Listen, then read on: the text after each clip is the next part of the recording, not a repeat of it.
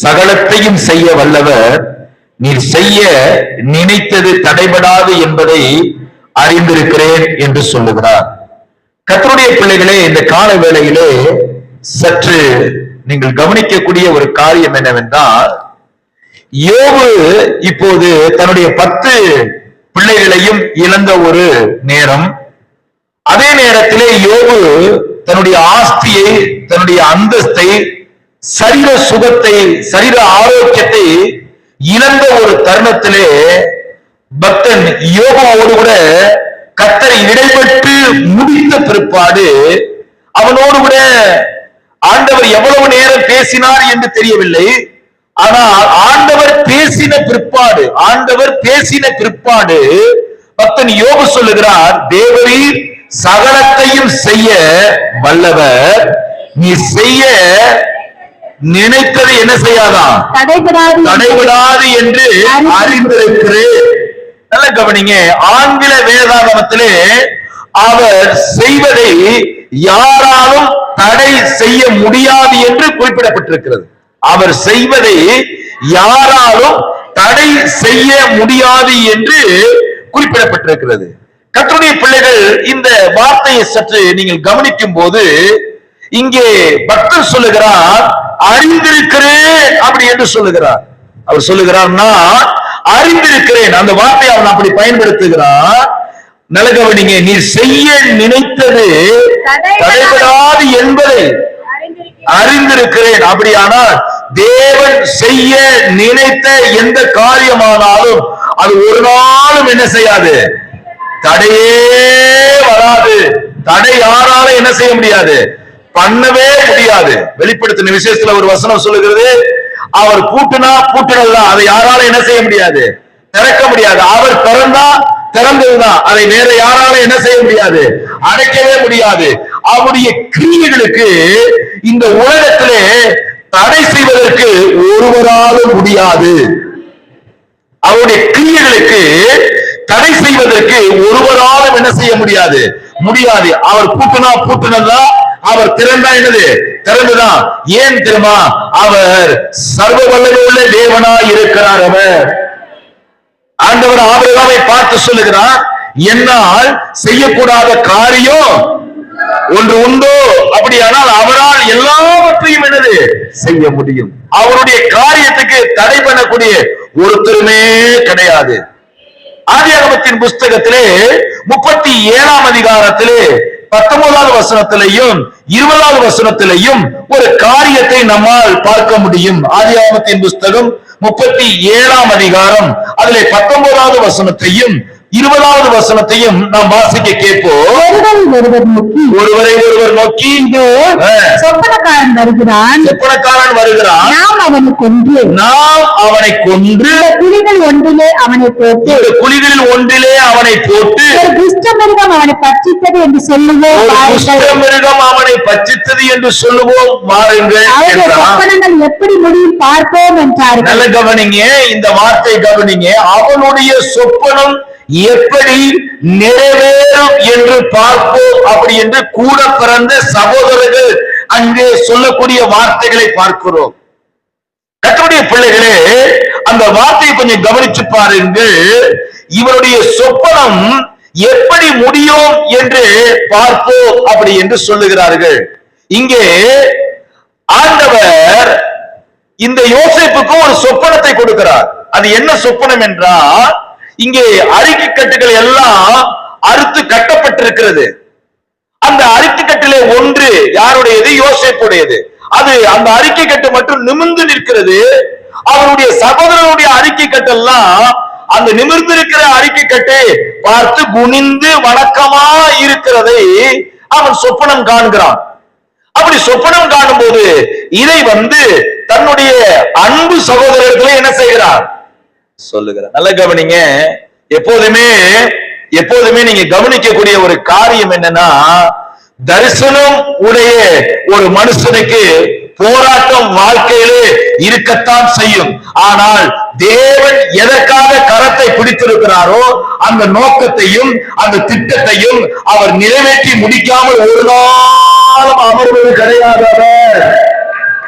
எத்தனை பேர் கையை வைக்காமன்னு சொல்ல போறீங்க நீங்க? அல்லேலூயா.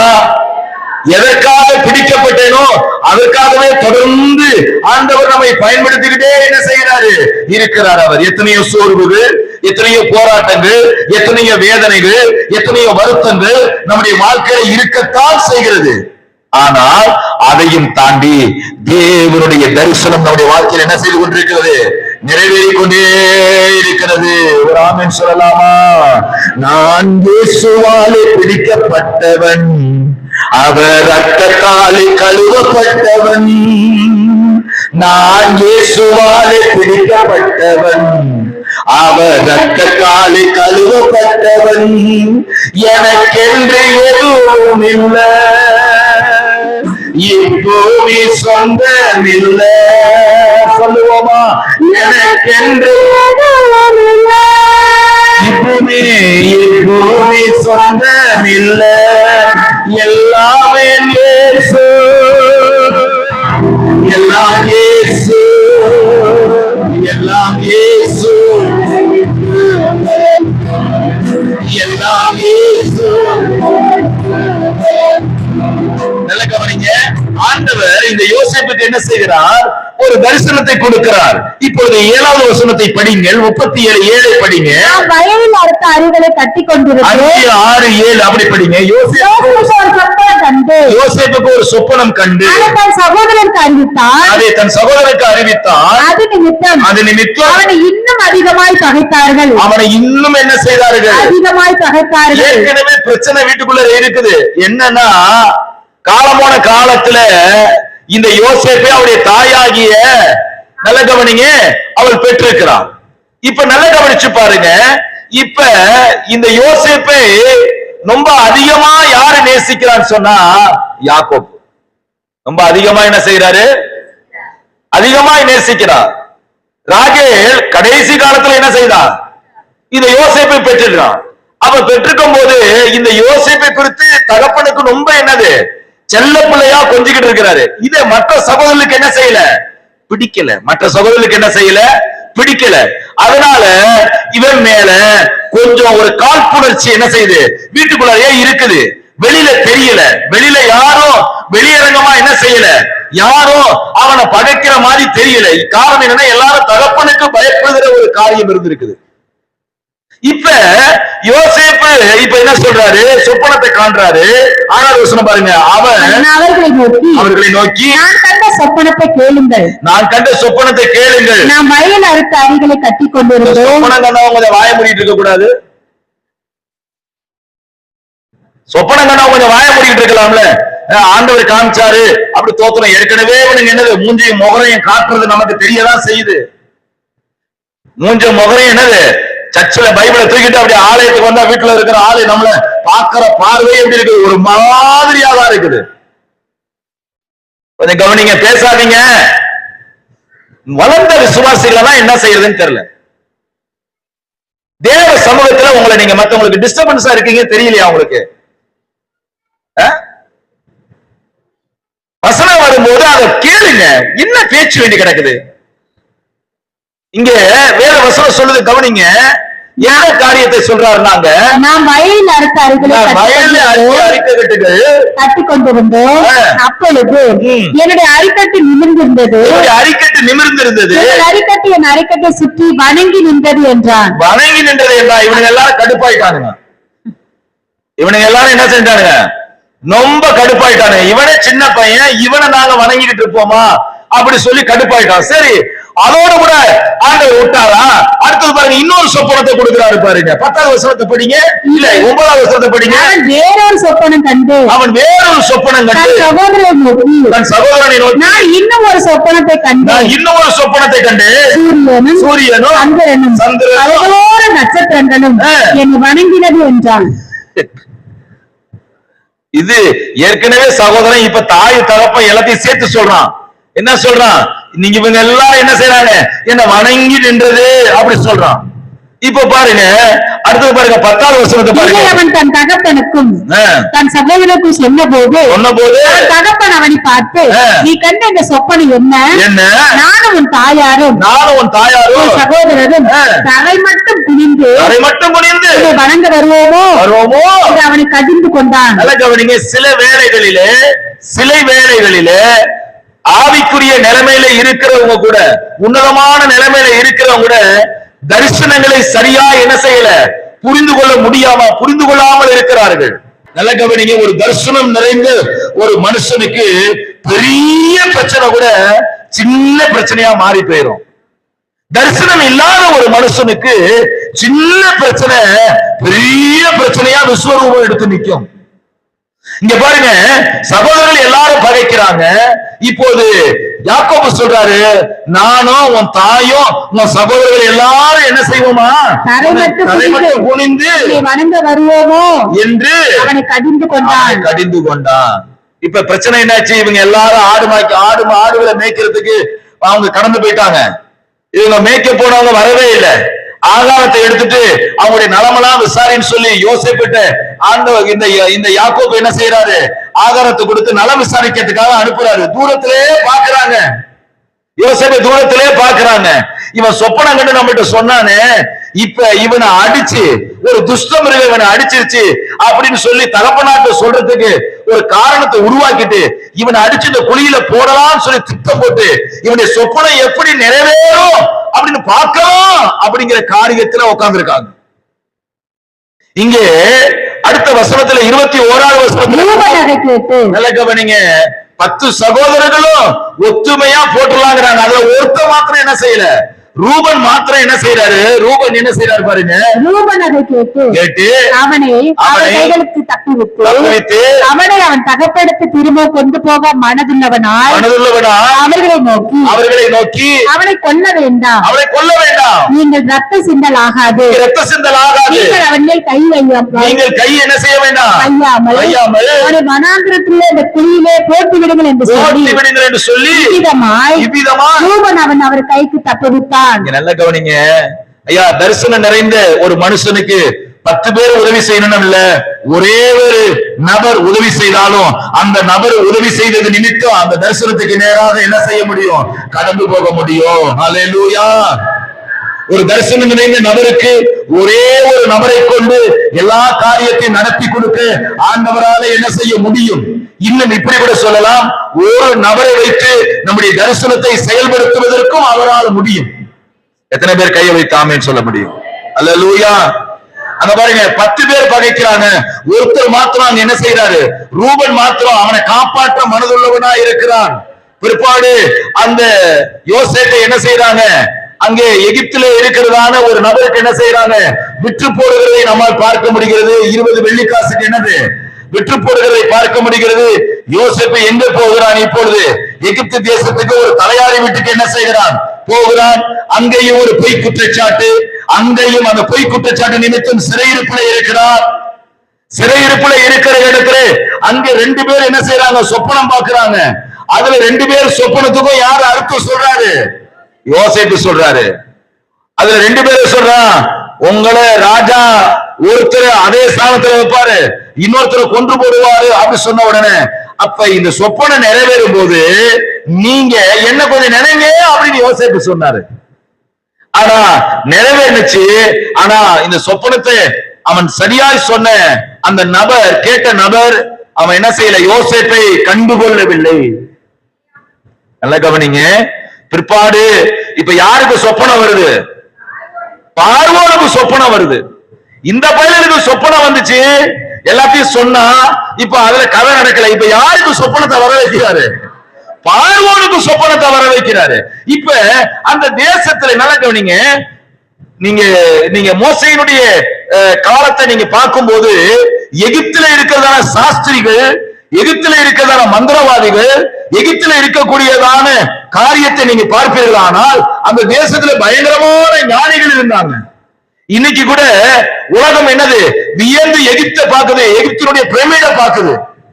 இன்னைக்கு கூட உலகத்திலே எகிப்தினுடைய பிரமிட என்ன செய்யுது, அப்படியே மலை போல பாக்குது. எப்படின்னு பாக்குது, இவ்வளவு பெரிய பிரமிடு எப்படி கட்டுனாங்க அப்படின்னு சொல்லி பாக்குறாங்க. அப்படிப்பட்ட ஞானம் உடையவர்கள் அந்த தேசத்துல இருந்தார்கள். அந்த நேரத்திலே இந்த பார்வோன் சொப்பனத்தை காணுகிறான். அந்த ஞானவான்கள் இந்த பார்வோனுடைய சொப்பனத்தை அவர்களால் என்ன செய்ய முடியல, வியாக்கணம் பண்ண முடியவில்லை, வெளிப்படுத்த முடியவில்லை. இப்பொழுது வெளிப்படுத்துவதற்கு சிறையிலே இருக்கிற யோசேப்பு தான் என்ன செய்ய வேண்டும்? தேவரீர் சகலவற்றையும் செய்ய வல்லவர், நீ செய்ய நினைத்தது ஒன்று. நல்ல கவனிங்க, ஒரு தரிசனம் பெற்றவன் எந்த இடத்துல இருந்தாலும் கர்த்தர் அவனை தூக்கி கொண்டு அவனுக்கு கொடுத்த அந்த தரிசனத்தை நிறைவேற்றி கொடுப்பதற்கு, நிறைவேற்றி முடிப்பதற்கு அவர் வல்லமை உடையவராக இருக்கிறார். அவன் அல்லேலூயா.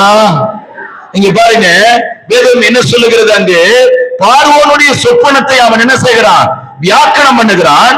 வியாக்கணம் பண்ணும்போது பார்வோன் சொல்லுகிறான், 41ஆம் அதிகாரத்தை நீங்கள் எடுத்துக்கொள்வீர்களானால் அதிலே 40வது வசனத்திலிருந்து 43வது வசனம் வரைக்கும் நீ என் அரண்மனைக்கு அதிகாரியாய் இருப்பாய். நல்ல கவனிங்க, இந்த பார்வோன் சொல்லுகிறார், நீ என்னுடைய அரண்மனைக்கு அதிகாரியாய் இருப்பாய். உன் வாக்கின்படியே, உன் வாக்கின்படியே ஜனங்கள் எல்லாரும் அடங்கி நடக்க கடவர்கள். என்ன சொல்றாரு?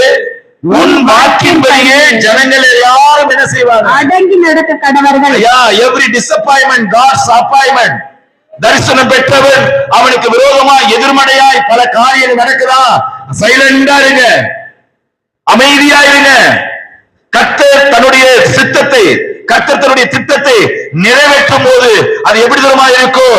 மகிமையா இருக்கும். அது கர்த்தர் தம்முடைய திட்டத்தை நிறைவேற்றுகிற வரைக்கும் ஒருவேளை நமக்கு எல்லாம் நேர் எதிர்மறையாகவே நடக்கிறது, அதனால் தேவ தரிசனம் எனக்கு இல்லை அப்படி என்று முடிவுக்கு வராதீங்க. தேவ திட்டம் நிறைவேறும் போது அது எப்படி இருக்கும்? மகிமையா இருக்கும். அது கையை உயர்த்தி அல்லேலூயா, அல்லேலூயா. ஒருவேளை நீங்க அந்த தரிசனத்தின் நிமித்தம் நீங்கள் புறக்கணிக்கப்பட்டிருக்கலாம், பரியாசம் பண்ணப்பட்டிருக்கலாம், ஒருவேளை அதனால் உபத்திரவம் பாடுகள் அனுபவித்துக் கொண்டிருக்கலாம். ஆனால் அது நிறைவேறுகிற காலம் எப்படி தெரியுமா இருக்கும்? மகிமையா இருக்கும். ஆமென் சொல்லலாமா? ஓடுகிறேன் நான் ஓடுகிறேன், என் இயேசுவுக்காய் நான் ஓடுகிறேன். சொல்லுங்க, ஓடுகிறேன் என் இயேசுவுக்காய் நான் ஓடுகிறேன். அல்லேலூயா, அல்லேலூயா, அல்லேலூயா, அல்லேலூயா. சேர்ந்து சேர்ந்து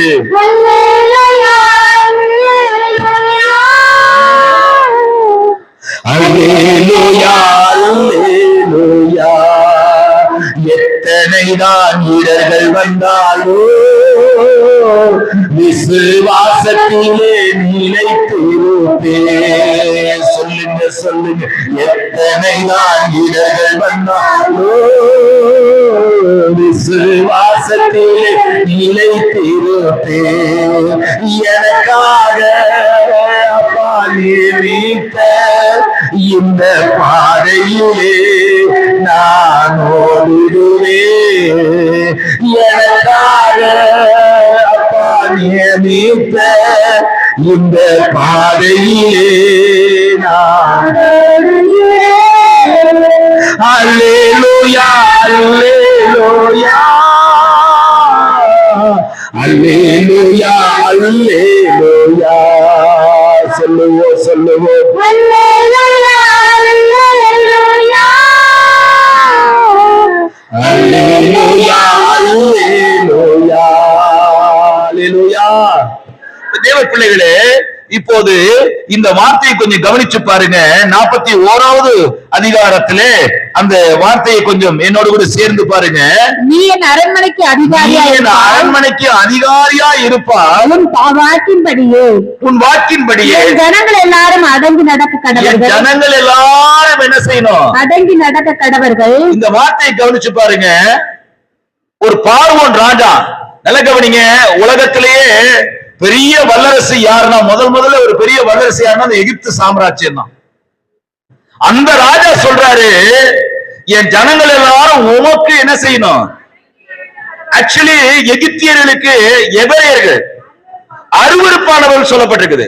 எகிப்திய ஜனங்களுக்கு எபிரேய ஜனங்கள் யாருன்னா அருவருப்பானவர்கள். ஆனா இந்த அருவருப்பான ஜனத்துல ஒருவன் இப்பொழுது பார்வோன் கட்டளையிடுகிறார். என்ன கட்டளைனா, என் ஜனங்கள் எல்லாரும் உனக்கு அடங்கி நடப்பார்கள் அப்படி சொல்றாரு. அடுத்து சொல்றாரு, அனுமதி இல்லாம எவனு கைய நீட்டவும் கூடாது.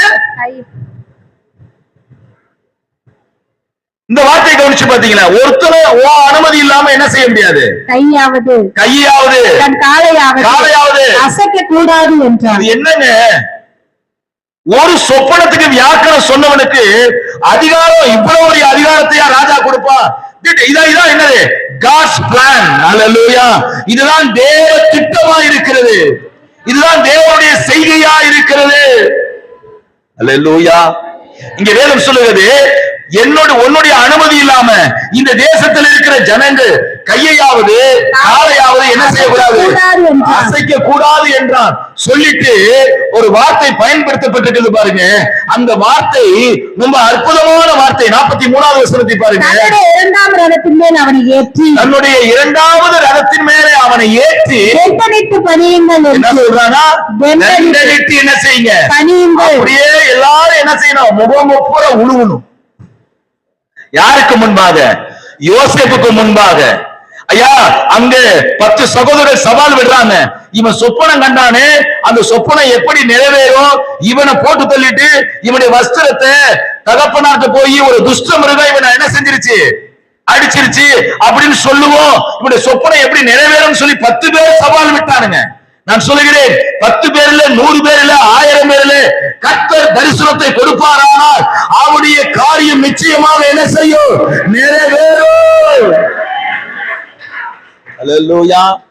யார் வேணாலும் ஏளனமாய் பேசட்டும், யார் வேண்டுமானாலும் தரிசனத்துக்கு விரோதமாய் பேசட்டும், அழைத்தவர் உண்மை உள்ளவராய் இருக்கிறார். அவர் அழைத்தவர் எப்படி இருக்கிறார்? அவர் எல்லாரும் மாயக்கர் சொல்லுங்க, அழைத்தவர் எப்படி இருக்கிறார்? அவர் எல்லாரும் சத்தமாய் சொல்லுங்க, அழைத்தவர்.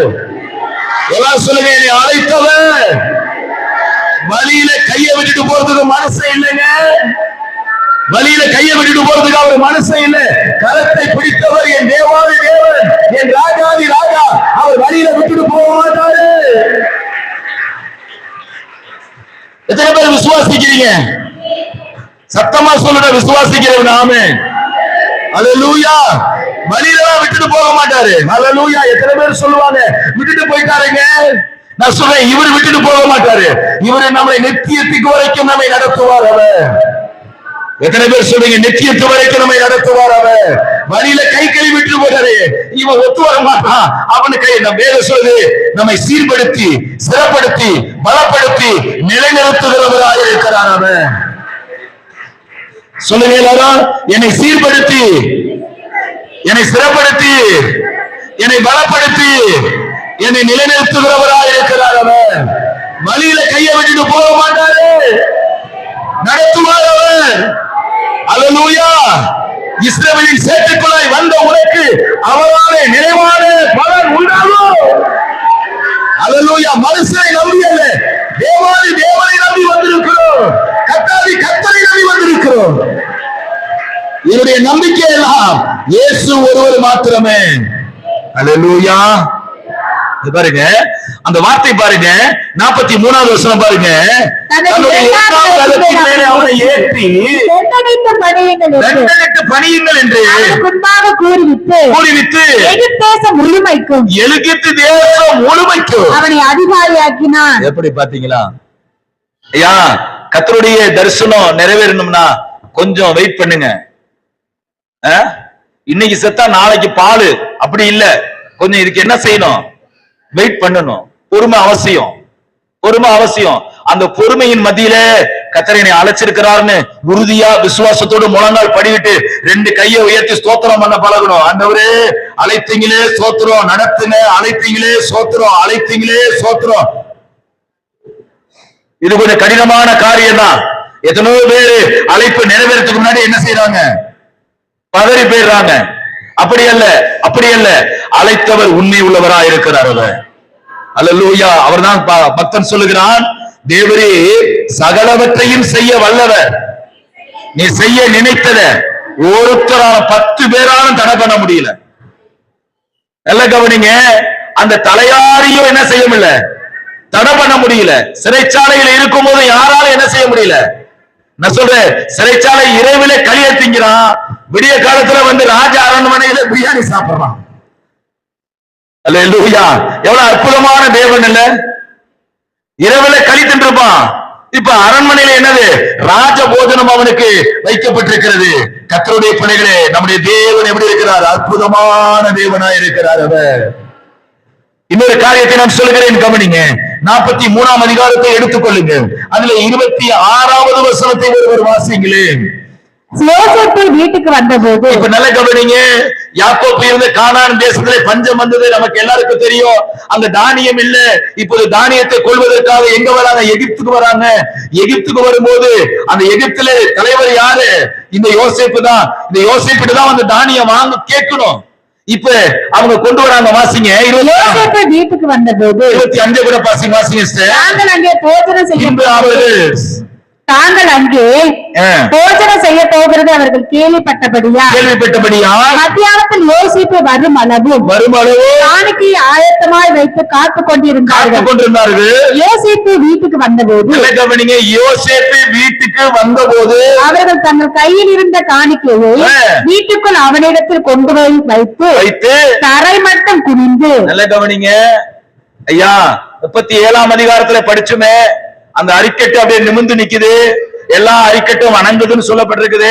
இந்த சொப்பனம் கண்டிப்பா என்ன செய்யும், நிறைவேறும். இல்ல, நிறைவேறதுக்கு முன்னாடி யோசேப்பினுடைய பாடுகள் எப்படி இருந்துச்சு, பயங்கரமான பாடுகள் தான். அது நிச்சயமா என்ன செஞ்சிச்சு, நிறைவேறினது.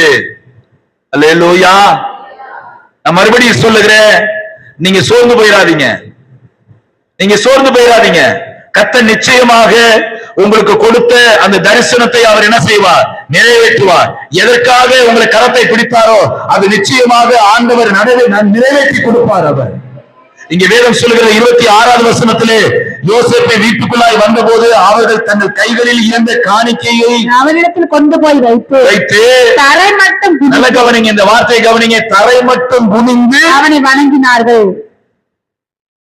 தேவரீர் சகலவற்றையும் செய்ய வல்லவர், நீ செய்ய நினைப்பது ஒன்றோ தடைபடாது என்று நான் என்ன செய்திருக்கிறேன், அறிந்திருக்கிறேன். யோபு சொல்றாரு, தடைபடாது என்று என்ன செய்திருக்கிறேன், அறிந்திருக்கிறேன். கர்த்தர் நல்லவருங்க. அவருடைய கிரியைகளை இந்த உலகத்துல யாராலும் என்ன செய்ய முடியாது, தடை பண்ணவே முடியாது. இவ பொறாமனாலதான் இப்படி கடக்கிறேன் நிறைய பேர் சொல்றீங்க.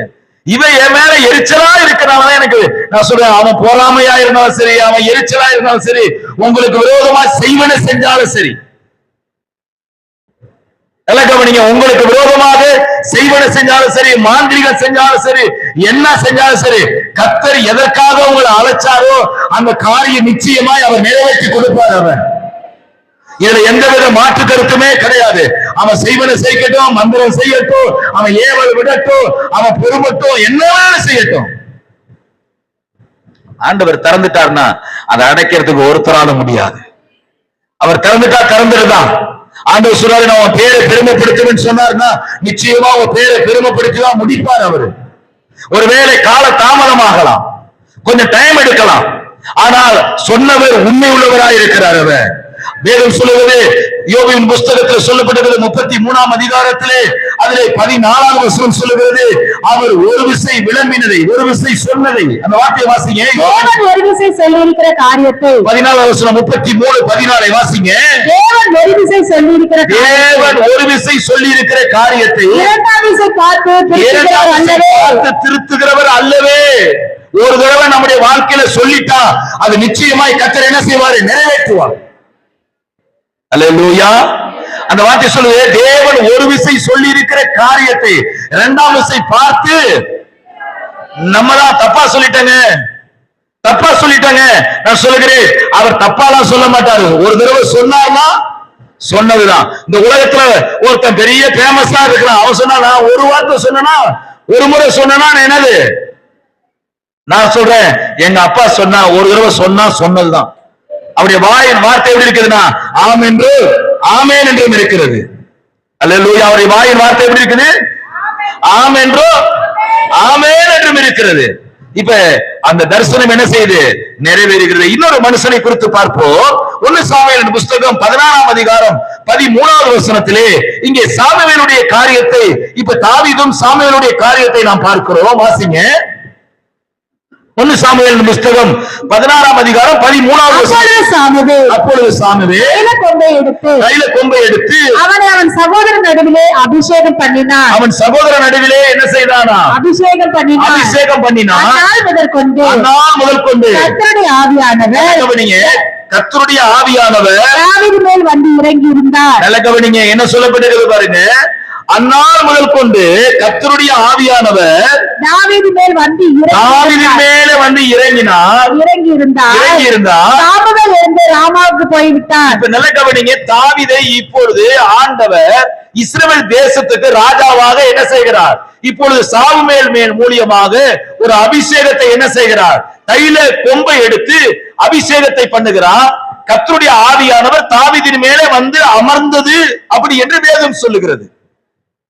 இப்ப தேவ திட்டம் என்னன்னா, தாவீது யூதா மேலையும் இஸ்ரவேல் மேலையும் ராஜாவாக ஆளுகை செய்ய வேண்டும். அதுதான் தேவனுடைய திட்டமா இருக்கிறது.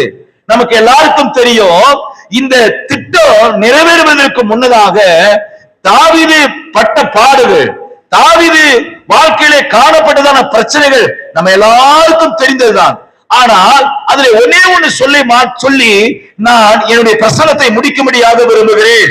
1 சாமுவேலின் புஸ்தகம் 23ஆம் அதிகாரம் 25வது வசனத்தையும் 26வது வசனத்தையும் ஒருவர் வாசிக்கிறார்.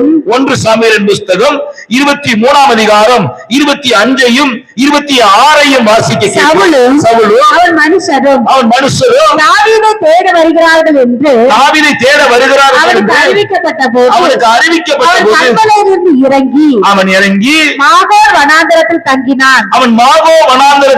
சவுல் கேள்விப்பட்டு மாகோர் வனாந்தரத்திலே தாவீதை பின்தொடர்ந்தான். சவுல் மலையின் இந்த பக்கத்திலும்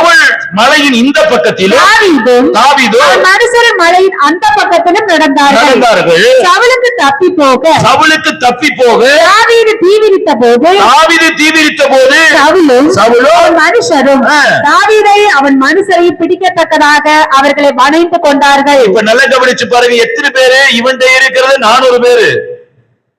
ஆமா, கூட்டிட்டு வந்த பேரு எத்தனை பேருனா 3000 பேரு. இந்த 3000 பேரு கூட தாவீதை வளைச்சிட்டான். தாவீது தப்பி போக வழி இல்லாத சூழ்நிலை. ஆனால் அவருடைய சிரசிலே 16ஆம் அதிகாரம் 13வது வசனத்திலே சவுல் தாவீதுக்கு இங்கே சாமுவேல் மூலியமாக இஸ்ரவேல் மேலே இவரை ராஜாவாக என்ன செய்தாரு? அபிஷேகம் பண்ணினார். இப்ப இந்த திட்டம் நிறைவேற வேண்டும். தேவன் தீர்மானித்திருக்கிற காரியம் நிறைவேற வேண்டும். அதற்கு முன்னதாக நடக்கக்கூடிய சம்பவம் என்னவென்றால், சவுல் ராஜா அவனை சுற்றி என்ன செய்தாங்க? வளைச்சிட்டாங்க. தப்பி போவதற்கு தாவீதுக்கு என்ன கிடையாது? வழி இல்லை. தப்பி போவதற்கு தாவீதுக்கு என்ன கிடையாது? வழி இல்லை. நான் சொல்லுகிறேன், தப்பி செல்வதற்கு தேவன் வழியை உண்டாக்குவார். ஆண்டவர் நம்மளை அழைத்தது உண்மையானா, ஆண்டவர் தரிசனம் கொடுத்தது உண்மையானா, ஆண்டவர் அவருடைய திட்டத்துக்கு என்னை இணைத்தது உண்மையானா, நிச்சயமாக உங்களுக்கும் எனக்கும் ஆண்டவர் வழியை திறந்து கொடுப்பது உறுதி. இஸ்ரவேல் ஜனங்களை கானானுக்குள்ளாக சேர்ப்பது தேவனுடைய திட்டமாய் இருக்கிறது. இருக்கிற வழியிலே சிவந்த சமுத்திரத்தை 2ஆய் பிளந்து வழியை திறந்து கொடுக்க அவரால் முடியுமானால் நிச்சயமாய் சொல்லுகிறேன், அடைக்கப்பட்டிருக்கிற வாசலை இந்த கால வேளையிலே இயேசுவின் நாமத்தினாலே உங்களுக்கு திறந்து கொடுப்பதும் உண்மை உண்மை உண்மை. அல்லேலூயா. கர்த்தர் நல்லவராய் இருக்கிறார். அவர் ஆமென் சொல்லலாமா? 23ஆம் அதிகாரத்தை அப்படியே என்னோட கூட சேர்ந்து திருப்பிக் கொள்ளுங்க. 26வது வசனம் பாருங்க. சவுல் மலையின் இந்த பக்கத்திலும் தாவீது மனுஷரும் மலையின் அந்த பக்கத்தில் நடந்தார்கள். சவுலுக்கு பாருங்க, சவுலுக்கு தப்பி போக தாவீது தீவிரித்த போது சவுலும் அவன் மனுஷரும் தாவீதையும் அவன் மனுஷரை பிடிக்கத்தக்கதாக அவனை என்ன செய்தார்களா? அழைந்து கொண்டார்கள். அல்லேலூயா. 46ஆம் சங்கீதத்துல ஒரு வசனம் வருது. ஆபத்து காலத்திலே அனுகூலமான துணை சொல்றாரு. 46ஆம் சங்கீதத்துல தேவன் நமக்கு அடைக்கலம், தேவன் நமக்கு அடைக்கலமோ பலனும் ஆபத்து காலத்தில் அனுகூலமான துணையுமானவர். இந்த 23ஆம் அதிகாரத்துல அங்க பாருங்க 27வது வசனம் பாருங்க, அந்த சமயத்திலே ஒரு ஆள் சமயத்திலே வந்து நீ சீக்கிரமாய் வாரும், பெலிஸ்தர் தேசத்திலே படையெடுத்து வந்திருக்கிறார்கள் என்றார். இதை கேட்ட உடனே தாவீதை வளைத்துக் கொண்டிருந்த சவுல் அந்த காரியத்தை விட்டுட்டு இப்போது பெலிஸ்தியரோடு யுத்தம் பண்ண புறப்பட்டு போயிட்டான். இந்த அனுபவத்தை தான் 46வது சங்கீதத்திலே சங்கீதக்காரன் தாவீது சொல்லுகிறார், தேவன் எனக்கு எப்படி இருக்கிறார், அடைக்கலமும் பலனும் ஆபத்து காலத்திலே அனுகூலமான துணையுமாய் இருக்கிறார். அல்லேலூயா. விளங்குதா வசனம்? விளங்குதா உங்களுக்கு? ஐயா, சங்கீதத்தின் புஸ்தகத்தில் எழுதியிருக்கிறாரு, அது எல்லாமே அவருடைய லைஃப். ஒவ்வொரு வார்த்தையும் என்னது? தாவீதுடைய வாழ்க்கை தான். 73 சங்கீதத்தை தாவீது ஏற்றிருக்கிறதாக சங்கீதத்தினுடைய தலைப்பு சொல்லுகிறது. இந்த 73 சங்கீதம் இன்னும் சங்கீதங்களை எழுதியிருக்கலாம், ஆனால் அவன் எழுதின ஒவ்வொரு சங்கீதமும் அவனுடைய வாழ்க்கையா இருந்தது.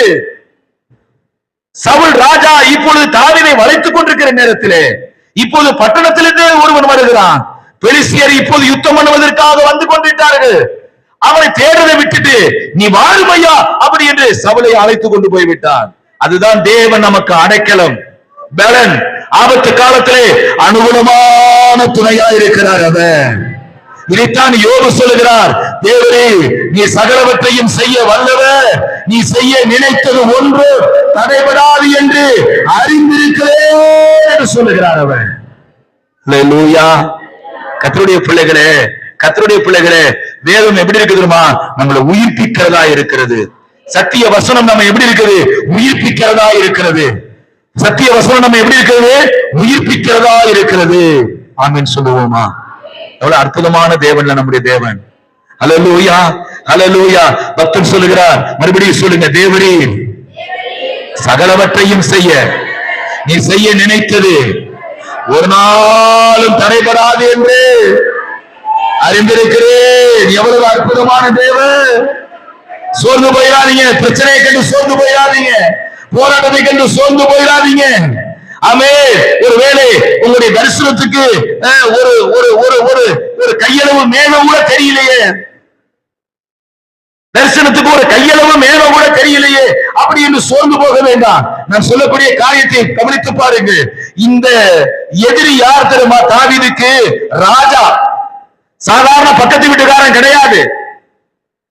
தாவீதுக்கு எதிரி வந்து ஒரு ராஜா. அவன் ராஜாவை எதிர்த்து நிற்க ஒருத்தனால முடியுமா? முடியாது. அவன் சேனைகளோடு இருக்கிறாம, பரிவாரங்களோடு இருக்கிறாம, அவனை எதிர்த்து நிற்க யாரால முடியாது? தாவீதுனால முடியாது. ஆனால் தாவீதை அழைத்தவர் உண்மை உள்ளவர். தாவீதை அழைத்தவர் யாரு?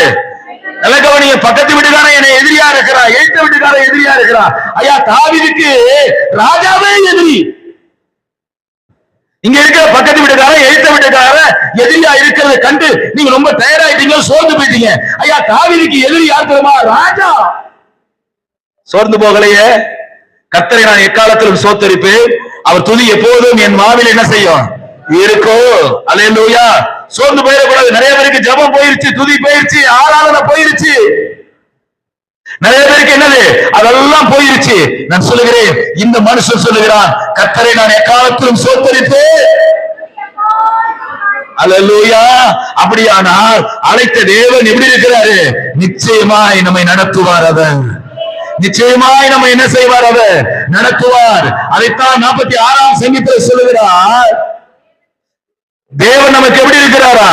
அடைக்கலமோ பலனோ ஆபத்து காலத்திலே அனுகூலமான துணை. அனுகூலம் என்று சொன்னா அந்த கடைசி பிரசன்ஸ் ஆஃப் செகண்ட்ல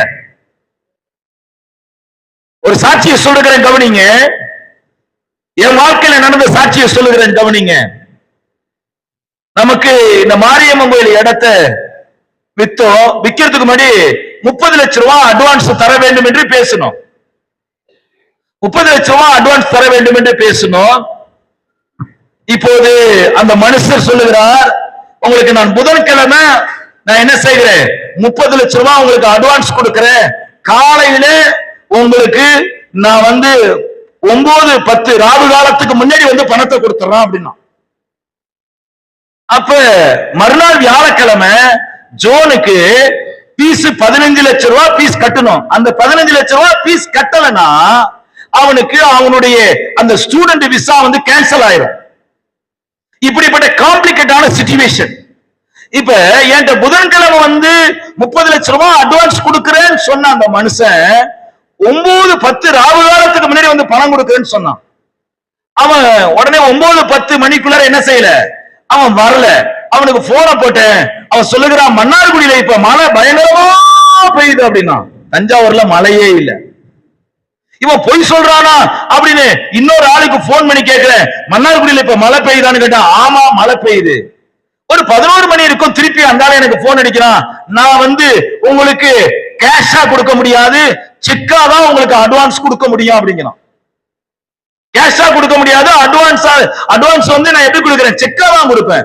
எனக்கு என்ன செஞ்சு ரொம்ப கபீர் வச்சு நான் கேட்டா விட்டு, பேரல் செக்கா கொடுப்பீங்களா, கிராஸ் பண்ணாத செக்கா கொடுப்பீங்களான்னு. இல்ல கிராஸ் பண்ணி தான் நாங்க செக் கொடுப்போம் அப்படின்னா. என்னடா கிராஸ் பண்ண செக்னா இன்னும் 4 நாள் ஆகுமே நம்ம அக்கௌண்ட்ல வந்து சேர்றதுக்கு அப்படின்னு சொல்லிட்டு சோத்திரம் போட்டுக்கிட்டே இருந்தேன். அவன் சொல்றான், நான் மத்தியானம் 2 மணிக்கு வந்துருவான். 2 மணிக்கு பார்த்தேன், 2 மணிக்கும் வரல. அடுத்தது சாயங்காலம் எப்படியாவது வந்துருவோம், 7 மணிக்கு வந்துருவான், 6 மணிக்கு வந்துருவான். 6 மணி வரைக்கும் வீட்டுல பாசமா நானும் தோத்துறோம் 6 மணிக்கு வரல. இங்கிட்ட ஆரோக்கியமேரி சிஸ்டர் என்ன செய்யறாங்க, ஒரு பக்கம் ஜெபிச்சுக்கிட்டு இருக்காங்க இந்த சைடு, அவங்க ஒரு பக்கத்து என்ன செய்யறாங்க ஜெபிச்சுட்டு இருக்காங்க. நாங்க அந்த தோத்திரம் பண்ணிட்டு இருக்கோம். ஒரு 6 மணிக்கு பாத்தீங்கன்னா திப்பு என்ன செஞ்சானுங்க, ஒரு 10 பேர் வந்தானுங்க. வந்துட்டு அதுல சொல்றான், நாங்க உங்கள்ட்ட 30 லட்சம் ரூபாய் செக் கொடுக்கணும்னு சொன்னோமே, அந்த 30 லட்சம் ரூபாய் செக் தரல, 15 லட்சம் ரூபாய் உங்களுக்கு செக் தரும், 15 லட்சம் ரூபாய் நான் என்ன செய்யறேன் கேஷா தரேன் அப்படின்னு சொன்னாரு. நாளைக்கு அந்த பணம் எனக்கு பேங்க்ல லிக்விடா போனாதான் என்னது ஜோன் அங்க தப்பிச்சாரு. மறுநாள் பாருங்க, அந்த 15 லட்சம் ரூபாய பேங்க்ல போட்டு அவரு ஜோன் எந்திரிக்கிற காட்டி இந்த பணம் லண்டனுக்கு போய் சேர்ந்துருச்சு. அல்லேலூயா. நல்லா கவனிங்க, ஆபத்து காலத்திலே தேவன் அனுகூலமான துணையா இருக்கிறார். தேவன் திட்டங்களை தருகிறவராய் இருக்கிறார். அதை அவர் நிறைவேற்றி முடிக்கிறவராய் இருக்கிறார். அவர் நல்லா கவனிங்க, என்னுடைய தேவை இமிடியட்லி தேவை 15 lakhs, அது லிக்விட் கேஷ் வேணும் எனக்கு. ஆனா 30 லட்சம் செக் தரேன்னு சொன்னா, தேவன் நம்முடைய தேவைகளை சரியாய் அறிந்து சரியான நேரத்திலே நமக்கு உதவி செய்கிறவரா இருக்கிறார் அவர். அல்லேலூயா, அல்லேலூயா. தேவரீ சகலவற்றையும் செய்ய வல்லவர். எல்லாரும் சொல்லுங்க, செய்ய நினைப்பது ஒன்று, கையை வைத்து சொல்லுங்க, தடைபடாதுன்னு சொல்லுங்களேன். அல்லேலூயா. அதனால சோர்ந்து போயிடாதீங்க. ஐயா, தாவீதுக்கு பிரச்சனையே யாரு? சவுல் தான். எல்லாவற்றையும் கர்த்தர் மாற்றி போட்டா. இருக்கிற இடத்துல அப்படியே எழுந்து நின்று அல்லேலூயா. கர்த்தர் பெரியவர், கர்த்தர் பெரியவர், கர்த்தர் பெரியவர். எல்லாரும் வாய்களை திறந்து கர்த்தரை ஸ்தோத்திரம் பண்ணலாமா? எல்லாரும் வாய்களை திறந்து கர்த்தரை ஸ்தோத்திரம் பண்ணலாமா? நம்ம சோர்ந்து போயிட்டீங்களா? இல்ல, கர்த்தர் உங்களை அழைச்சிருக்கிறார். அவர் உங்களை நடத்துவார். அவர் ஆமென். வேதம் சொல்லுது, உன் பின்னாட்களில் உனக்கு நன்மை செய்யும் பொருட்டு உன்னை சோதித்து உன்னை சிறுமைப்படுத்தி கொள்ளிவாய் சர்ப்பங்களும் தேள்களும் இருக்கிறதான இந்த பெரிய வனாந்தர வழியாய் நான் நடத்தி வந்தேன் என்று கர்த்தர் சொன்னாரு. உன் பின்னாட்களில் உனக்கு நன்மை செய்வேன் என்று சொன்னாரு.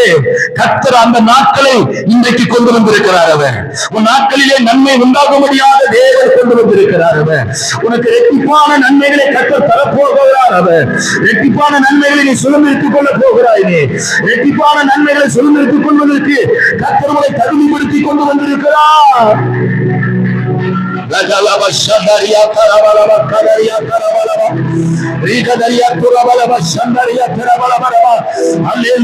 சோத்திரம் ஆண்டவரே, சோத்திரம் ஆண்டவரே, சோத்திரம் ஆண்டவரே, சோத்திரம் ஆண்டவரே, சோத்திரம் ஆண்டவரே, சோத்திரம் ஆண்டவரே, சோத்திரம் ஆண்டவரே. எல்லாரும் வாய்களை திறந்து சோத்திரம் பண்ணுங்க. எல்லாரும் வாய்களை திறந்து எழுந்து நின்று எல்லாரும் வாய்களை திறந்து ஹல்லேலூயா. இந்த திட்டம் என்னுடைய வாழ்க்கையில் செயல்பட போகிறது ஆண்டவரே, அதற்காக நன்றி ஆண்டவரே. ஆண்டவரே, உடைய தரிசனம் என் வாழ்க்கையில் செயல்பட போகிறது ஆண்டவரே, அதற்காக நன்றி ஆண்டவரே. ஆண்டவரே, எல்லா தடைகளையும் இப்பொழுது ஆண்டவரே ஒன்றை ஒன்றாக ஆண்டவரே ரிலீஸ் பண்ணுகிறதுக்காக சோத்திரம் ஆண்டவரே, ரிலீஸ் பண்ணுகிறதுக்காக சோத்திரம் ஆண்டவரே. எந்த காரியத்திலே சாத்தானவன் எனக்கு தடையை உண்டாக்க முடியும், ஒரு காரியத்திலும் அவரால் எனக்கு தடையை உண்டாக்க முடியாது.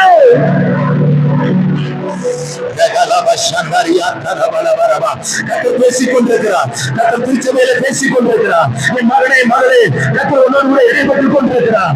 என் மகனே மகளே, கர்த்தர் உன்னோடு இடைப்பட்டுக் கொண்டிருக்கிறார்.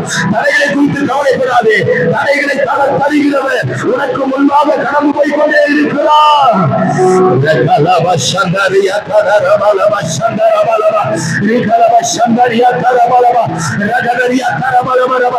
அந்நிய பாசனை நிரம்பி கைகளை தட்டி ஆண்டவரே உம்மை நாங்கள் துதிக்கிறோம் ஆண்டவரே, உம்மை மகிமைப்படுத்துகிறோம் ஆண்டவரே.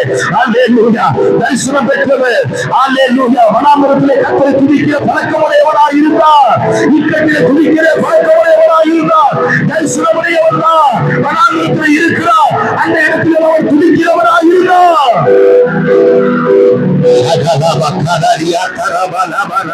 வேடிக்கை பார்க்க வேண்டாம், வேடிக்கை பார்க்க வேண்டாம், வேடிக்கை பார்க்க வேண்டாம். என் அன்பு சகோதரனே, என் அன்பு சகோதரியே, கர்த்தர் உன்னோடு கூட பேசிக் கொண்டிருக்கிறார். உனக்கு விரோதமா இருக்கிற இந்த மலை போன்ற பிரச்சனை எல்லாம் உன் தரிசனத்துக்கு முன்பாக, தேவ திட்டத்துக்கு முன்பாக ஒன்றும் கிடையாது, ஒன்றும் கிடையாது. அல்லேலூயா, அல்லேலூயா. அற்புதமான தேவன் நம்முடைய தேவன், அதிசயமான தேவன் நம்முடைய தேவன். அல்லேலூயா. ஓ ரிபலவ சங்கர பலவ, ஓரி கதரியா தரபல பல பலவ, ஓர கதரியா தரபல பல பல சங்கரனா.